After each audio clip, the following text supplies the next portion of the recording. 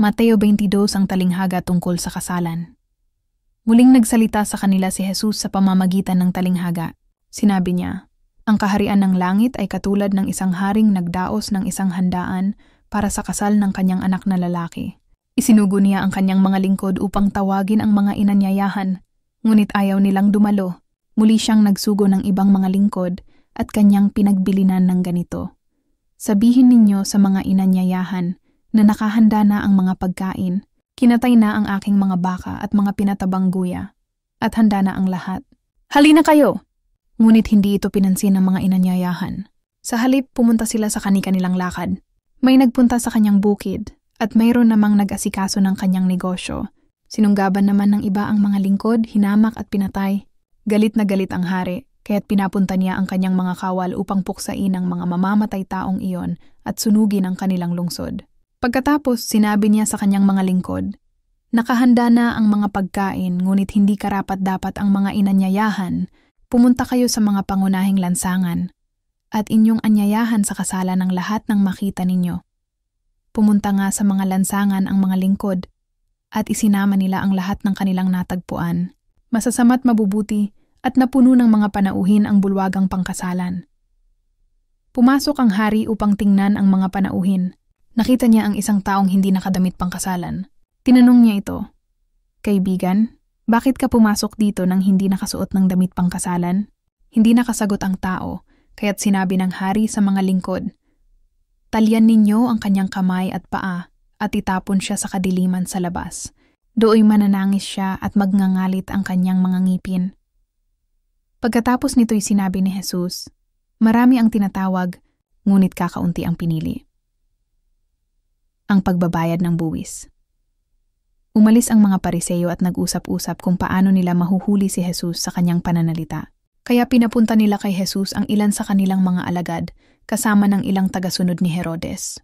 Sinabi ng mga sugo, "Guro, nalalaman naming kayo'y tapat at itinuturo ninyo ng buong katotohanan ang ibig ng Diyos na gawin ng mga tao. Wala kayong itinatangi sapagkat patas ang pagtingin ninyo sa mga tao. Ano po ang palagay ninyo? Naayon ba sa kautusan na magbayad ng buwis sa emperador o hindi?" Alam ni Jesus ang kanilang masamang layunin kaya't sinabi niya, "Kayong mga mapagkunwari, bakit binibitag ninyo ako? Ipakita ninyo sa akin ang isang salaping pambayad sa buwis."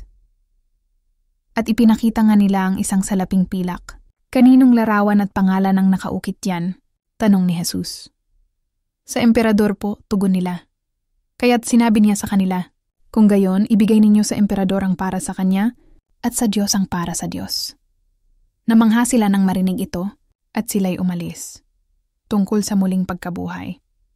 Nang araw ding iyon, may lumapit kay Jesus na ilang Saduseo. Ang mga ito ay hindi naniniwalang muling mabubuhay ang mga patay. Sinabi nila, "Guro, itinuro po ni Moises na kung mamatay na walang anak ang isang lalaki, ang kanyang kapatid ay dapat pakasal sa nabiyuda upang magkaanak sila para sa namatay. Noon po'y may 7 magkakapatid na lalaki rito sa amin. Nag-asawa ang panganay at namatay siyang walang anak, kaya't ang kanyang asawa ay pinakasalan ng kanyang kapatid.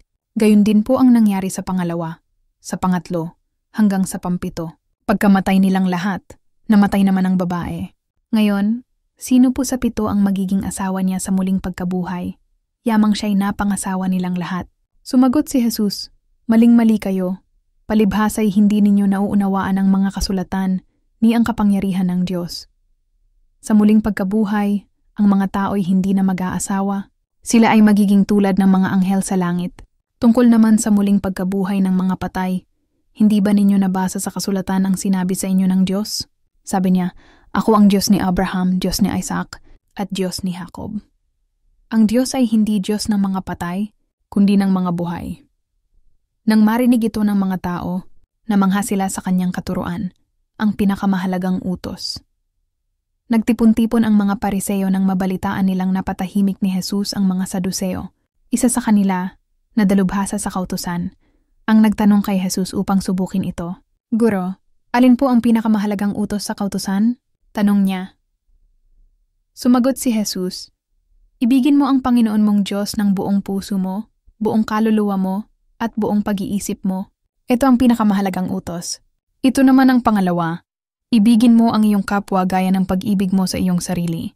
Sa 2 utos na ito, nakasalalay ang buong kautusan ni Moises at ang katuruan ng mga propeta.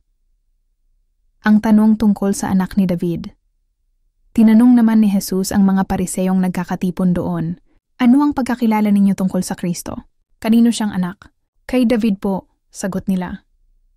Sabi ni Jesus, "Kung gayon, bakit siya tinawag ni David na Panginoon noong pinapatnubayan siya ng Espiritu?" Ganito ang kanyang sinabi.